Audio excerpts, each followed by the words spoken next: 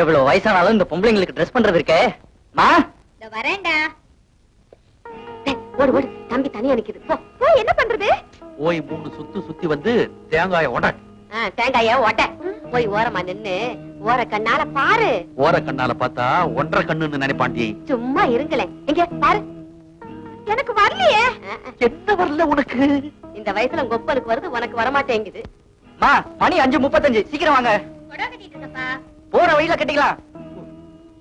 அடியே போடி, உன்னால முடிஞ்சத போய் பண்ணிடி. சினிமால சிலுக்கு பார்த்ததுல பாத்துருக்கமே, அவ மாதிரி மயக்கடி. அம்மா சொல்றத ஃபாலோ பண்ணு போ. My God.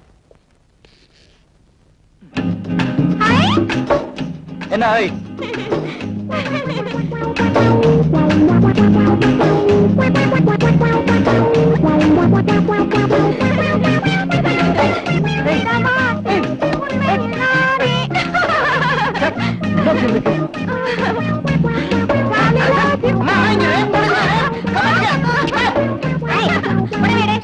யார் சொல்லி கொடுத்தா? அதெல்லாம் அப்பாதான் சொல்லி கொடுத்தாங்க.